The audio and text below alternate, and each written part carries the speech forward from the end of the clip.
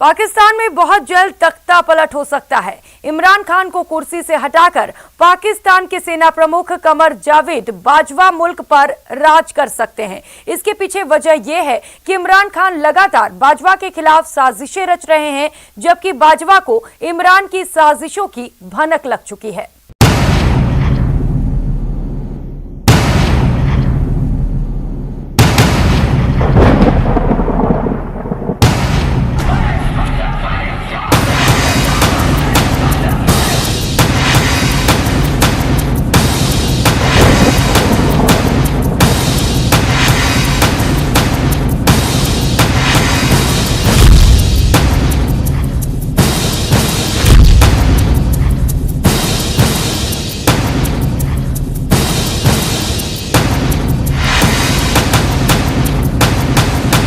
चंद दिनों पहले की बात है।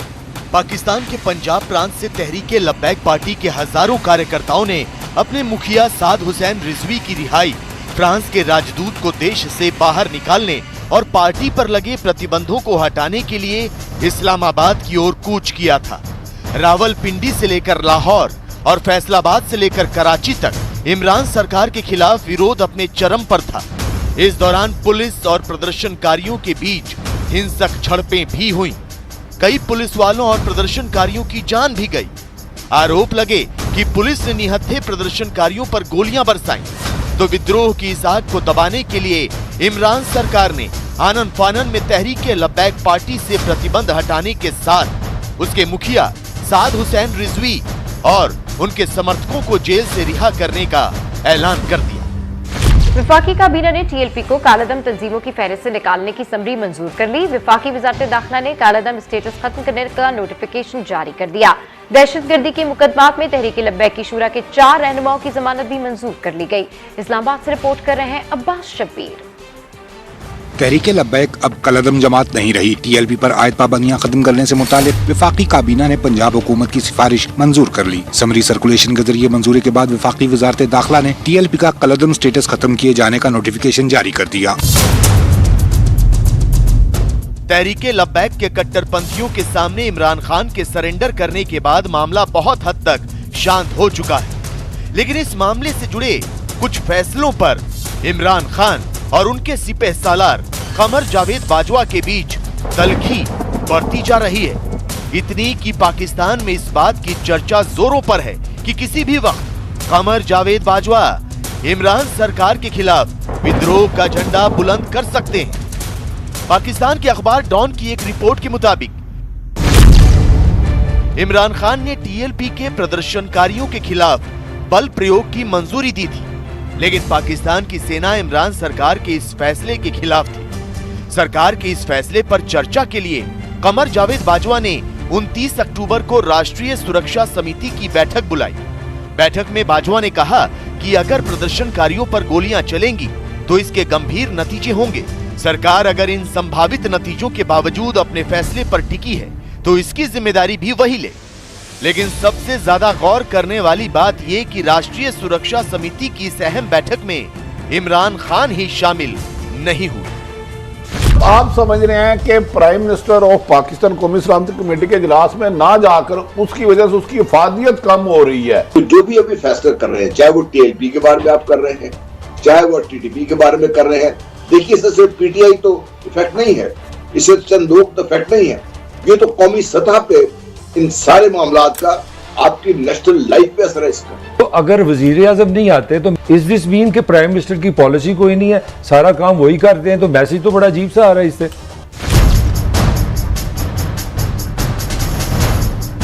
तहरीके लब्बैक के हिंसक प्रदर्शन पर बुलाई गई नेशनल सिक्योरिटी काउंसिल की बैठक से इमरान खान का नदारद रहना और इस बैठक के 2 दिन पहले इमरान के चहेते मंत्री फवाद चौधरी का प्रदर्शनकारियों के खिलाफ बल प्रयोग करने की चेतावनी देना साफ कर रहा था कि सरकार और सेना के बीच तलवारें खिंच गई। लेकिन सवाल ये कि पाकिस्तान की सेना तहरीके लब्बैक के प्रदर्शनकारियों पर सख्ती बरतने से क्यों बच रही थी, और दूसरा सवाल ये कि इमरान खान कट्टरपंथी पार्टी तहरीके लब्बैक को सबक सिखाने के मूड में क्यों थे। दरअसल ये सब कुछ इमरान खान की शैतानी साजिश का हिस्सा था। इमरान खान टीएलपी के प्रदर्शनकारियों पर बल प्रयोग कर सेना को बदनाम करना चाहते थे। इमरान खान चाहते थे कि प्रदर्शनकारी मारे जाएं और सारा कसूर कमर जावेद बाजवा के सिर आए। इमरान खान का प्लान था कि किसी तरह प्रदर्शनकारी और आर्मी आमने सामने आ जाए और वो इसका फायदा उठाएं। लेकिन बाजवा ने इमरान की साजिश को भांप लिया और सेना की वर्दी पर प्रदर्शनकारियों के खून के छींटे लगने नहीं दी।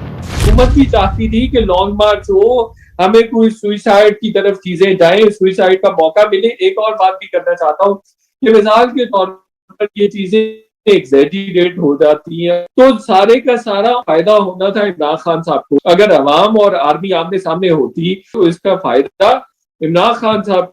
ये आर्मी चीफ ने बहुत अच्छा एक्ट किया है, चीजें नेगोशिएट करके।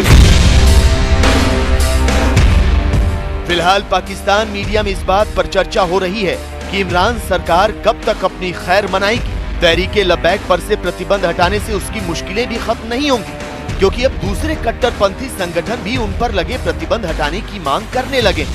पाकिस्तान की सेना भी इन कट्टरपंथी संगठनों के साथ खड़ी हो गई। ऐसे में इमरान खान के पास दो ही विकल्प हैं, या तो वो सेना के सामने हथियार डाल दें, प्रधानमंत्री की कुर्सी छोड़ दें, या फिर उसकी कठपुतली बनकर काम करें। क्योंकि नए आईएसआई चीफ की बहाली, तालिबान से जुड़े फैसलों से लेकर तमाम मुद्दे अब कमर जावेद बाजवा को उनकी मुखालफत के लिए मजबूर कर चुके हैं। इमरान के लिए बाजवा बड़ी मुसीबत बनते जा रहे हैं, तो दूसरी तरफ इनके सलाहकार भी इन्हें बेइज्जत करने का मौका नहीं छोड़ते। इमरान के मजहबी मामलों के सलाहकार ने महिलाओं के ऊपर एक ऐसा बयान दे दिया जिसकी चर्चा पूरे पाकिस्तान में हो रही है, और वहां के लोग इमरान से ये पूछ रहे हैं कि इमरान खान अपने इस महिला विरोधी सलाहकार के खिलाफ कब और एक्शन लेंगे।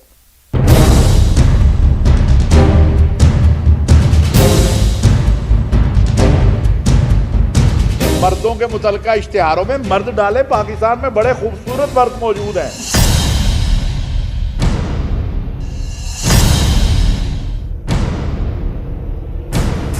ये है पाकिस्तान की उलेमा काउंसिल के प्रमुख ताहिर महमूद अशरफी।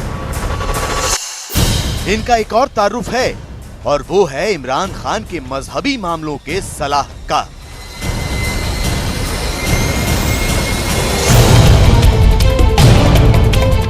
पाकिस्तान के वजीर आजम इमरान खान ने 22 अक्टूबर 2020 को इन्हें अपना मजहबी मामलों का सलाहकार नियुक्त किया था। तब से लेकर अब तक इनकी और इमरान खान की तस्वीरें सामने आती रही हैं। प्रधानमंत्री आवास में इनका आना जाना लगा रहता है। लेकिन अब ताहिर महमूद अशरफी ने एक ऐसा बयान दिया है जिससे इमरान खान की जगहंसाई हो रही है, पूरे पाकिस्तान की दुनिया में रुसवाई हो रही है। सुनिए इमरान खान के सलाहकार ताहिर महमूद अशरफी ने क्या कहा। जो फहाशी उरियानी और इन चीज़ों के हवाले से हम एक लीगल कमेटी कायम कर रहे हैं, जो पैमरा के साथ और जो पीटीए के साथ बैठेगी, और हम ये गुजारिश करेंगे कि इश्तिहार जो है, अगर तो किसी खातून का ख़वातीन के मुतालिक है तो उसमें ज़रूर खातून होनी चाहिए, लेकिन अगर इश्तिहार मर्दों के मुतालिक है, साइकिल का इश्तिहार है, तो उसमें आपने खातून को ज़रूर डालना है। उसमें कोई मर्दों के मुतल्लिका इश्तिहारों में मर्द डाले। पाकिस्तान में बड़े खूबसूरत मर्द मौजूद हैं। पाकिस्तान के अंदर जो है, ऐसा तो नहीं है कि मर्दों की कोई कमी है। ताहिर महमूद अशरफी के इस बयान से साफ है कि वो औरतों के काम करने के खिलाफ हैं। वो कट्टरपंथी संगठनों की ही तरह औरतों को पर्दे में रखना चाहते हैं। वो पाकिस्तान में शरिया कानून लागू करना चाहते हैं। वो तालिबान की ही तरह औरतों पर बंदिशें लगाना चाहते हैं। इमरान खान के मजहबी मामलों के सलाहकार ताहिर महमूद अशरफी की राय में विज्ञापनों में महिलाओं को नहीं दिखाना चाहिए। कंपनियों को महिलाओं की जगह विज्ञापनों में पुरुषों को मौका देना चाहिए। उलेमाओं को मुल्क में अश्लीलता कम करने के लिए प्रयास करने चाहिए।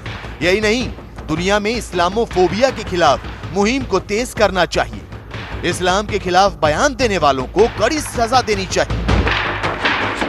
मतलब साफ है, पाकिस्तान के प्रधानमंत्री इमरान खान के सलाहकार ताहिर महमूद अशरफी संविधान को दरकिनार कर पूरी तरह शरिया लागू कराना चाहते हैं। महिलाओं को चार दीवारी में कैद करना चाहते हैं। लेकिन ताहिर महमूद अशरफी की महिला विरोधी सोच पर पाकिस्तान का मीडिया हमलावर हो गया। सुनिए किस तरह इमरान के इस सलाहकार के कपड़े फाड़े जाने लगे। जिनका मजहब से दूर दूर तक कोई ताल्लुक नहीं है। अजीब सी बात की है, कहते हैं कि खूबसूरत मर्दों की कमी नहीं हमारे मुल्क में। अच्छा, आपकी या तो प्रायोरिटीज़ चेंज हो गई हैं, आदमी हूँ आदमी से प्यार करता हूँ वाली हरकत है ये, या तो आपने बिला वजह की ये भंड मारा है। मतलब आदमी खूबसूरत कब होते हैं भाई? मर्द, जितना थोड़ा बहुत इल्म मैंने हासिल किया है, मर्द हमेशा डैशिंग होता है, मर्द हैंडसम होता है, मर्द इंटेलेक्चुअल होता है। मौलाना ताहिर अशरफी इमरान खान के 22 सलाहकारों में से एक है। मजहबी मामलों पर बनी कमेटी के हेड हैं और इमरान को मजहबी मामलों पर सलाह देते हैं। पाकिस्तान मीडिया में कई लोग उन्हें मौलाना टुन्न भी कहते हैं। दरअसल पिछले साल मौलाना ने पाकिस्तान की जियो न्यूज को एक इंटरव्यू दिया था और उसमें वो शराब के नशे में नजर आ रहे थे। इस्लामी नजरियाती कौंसिल को और मुझे जाती तौर पर ये खत मौसूल हुआ है तो कुछ साल पहले लाहौर में उन्हें गाड़ी में शराब पीते हुए पकड़ा गया था। हालांकि इसके बावजूद इमरान खान ने उन्हें मजहबी मामलों का सलाहकार बना लिया और अब वही सलाहकार उनकी इंटरनेशनल बेइज्जती करवा रहा है। भाई तो दीन में नहीं तो यहाँ क्या कर रहा भाई? लेकिन आदमी ऐसी थोड़ी फटफटी से वीगो पे आ जाता है। आगे बढ़ते हैं। ताहिर अशरफी कह रहे हैं इश्तिहारात में खवातीन को शामिल किया जाता है। अब आप सोचिए कैसा लगता किसी साबुन के इश्तिहार में ताहिर अशरफी को मुंह धोता हुआ दिखाते। अल्लाह की पनाह, अल्लाह की पनाह। इमरान खान ने अपनी कैबिनेट में एक से बढ़कर एक नमूने शामिल किए हुए हैं। फवाद चौधरी से लेकर शेख रशीद जैसे लोग अपने बयानों से इमरान खान की बेइज्जती करवाने में पीछे नहीं हटते। तो अब ऐसा लगता है कि मौलाना ताहिर अशरफी ने मोर्चा संभाल लिया है। अब इमरान का ये मजहबी मामलों का सलाहकार उन्हें जलील करने पर आमादा है। तो वहीं पाकिस्तान की आवाम सवाल पूछ रही है कि क्या मौलाना के महिला विरोधी सोच से खुद खान भी इत्तेफाक रखते हैं? और अब बात चीन की। चीन ने अपने एक अत्याधुनिक लड़ाकू विमान को सेना में शामिल करने के लिए पहला कदम आगे कर दिया है। इस अत्याधुनिक विमान में ऐसी खूबियां हैं कि अमेरिका में भी इस पर मंथन हो रहा है। ड्रैगन की इस डरावनी उड़ान के बारे में जानने के लिए देखिए हमारी ये स्पेशल रिपोर्ट।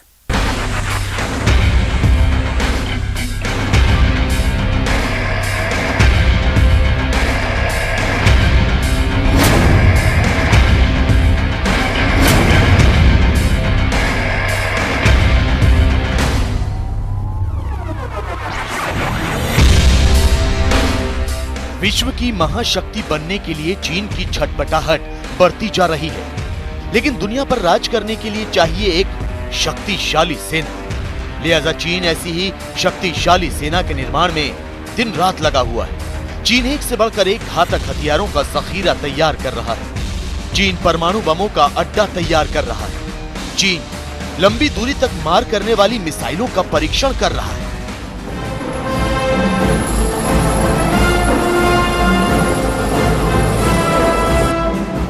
चीन समंदर के नीचे दबे पांव दुश्मन को तबाह करने वाली पनडुब्बियां बना रहा है।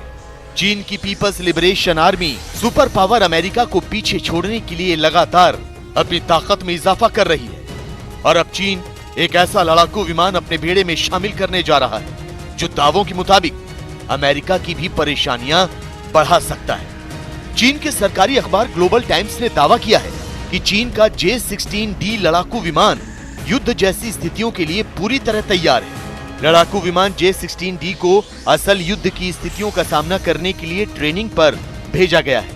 ये विमान चीन के J-20 स्टेल्थ लड़ाकू विमानों के साथ मैदान में उतरेगा। ग्लोबल टाइम्स के इस दावे से भारत और अमेरिका की चिंताएं बढ़ गईं। इससे दोनों देशों के सुरक्षा तंत्र पर खतरा मंडराने लगा है। J-16D लड़ाकू विमानों की उड़ान से पूरी दुनिया सावधान हो गई है। चीन अपने हवाई अटैक्स को बगैर दर्शाए अचानक हमला करने की काबिलियत रखता है। यही कारण है कि अमेरिका इसके ऊपर सख्त निगरानी रख रहा है। चीन ताइवान और साउथ चाइना सी को लेकर के एक तरीके से अमेरिका को मैसेजिंग दे रहा है कि वो ताइवान में दखलंदाजी ना करे। आज चीन बताना चाहता है कि उसके पास इस तरह के एक जबरदस्त कॉम्बिनेशन है J-16D और J-20, जिसके द्वारा वो एयर सुपीरियरिटी जहां चाहे वो हासिल करने की काबिलियत रखता है। अब सवाल ये कि आखिर J-16D लड़ाकू विमान की क्या खासियत है? इस फाइटर जेट से अमेरिका और भारत की चिंताएं क्यों बढ़ गई हैं? इससे भारत और अमेरिका का सुरक्षा तंत्र कैसे प्रभावित होगा? तो आपको बता दें कि चीन का यह फाइटर जेट दुश्मन के रडार को जैम कर सकता है। इस लड़ाकू विमान में इलेक्ट्रॉनिक सर्वेलेंस और रडार जैम करने वाले उपकरण लगे हुए हैं। इसके अलावा इसमें हवा से हवा में मार करने वाली कई आधुनिक मिसाइलें भी लगी हैं। चीनी वायुसेना का J-16D विमान J-20 के साथ मिलकर दुश्मन की सेना पर भारी पड़ेगा। ये लड़ाकू विमान दुश्मन के अर्ली वार्निंग सिस्टम को बंद कर देगा और रडार को जैम कर देगा, जबकि J-20 खुद ही स्टेल्थ तकनीक से लैस है और वो दुश्मन पर धावा बोल देगा। ऐसी स्थिति में ये दोनों विमान मिलकर दुश्मन के ऊपर सटीक हमला कर सकते हैं। मतलब ये कि दुश्मन को जवाबी कार्रवाई का मौका भी नहीं मिलेगा। J-16D न्यू इलेक्ट्रॉनिक एयरक्राफ्ट, जिसको चीन ने इस साल शुरुआत में एयर शो में दर्शाया था, अब उसने J-20 still 5th generation aircraft के साथ युद्ध अभ्यास कर रहा है। ये जो कॉम्बिनेशन है एक वाकई जबरदस्त कॉम्बिनेशन है, जिससे चीन जो है एयर सुपीरियरिटी हासिल कर सकता है। ये जो J-16D है twin seater twin engine multi role aircraft, जिसमें इलेक्ट्रॉनिक वॉरफेयर के पॉड्स लगे हुए हैं, दुश्मन के कम्युनिकेशन और रडार्स को जैम करने की काबिलियत रखता है।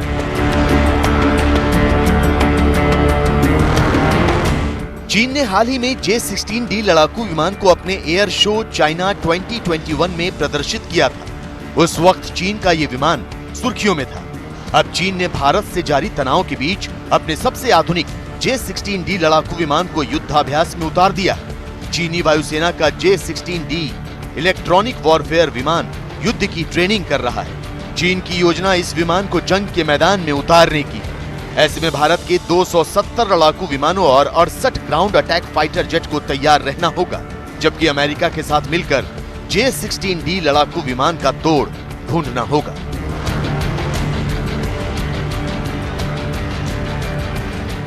चीन के पड़ोसी मुल्क उत्तर कोरिया में हाहाकार मचा हुआ है। उत्तर कोरिया में लोग भूख से बिलख रहे हैं और इस आपातकाल में किम जोंग उन ने एक तालिबानी फरमान जारी कर दिया है। किम जोंग ने फसल चोरी कराने वालों को बिना चेतावनी के गोली मारने के आदेश दिए हैं।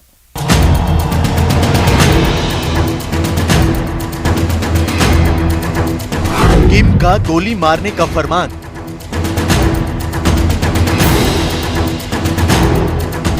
फसल चोरी की तो जाएगी जान।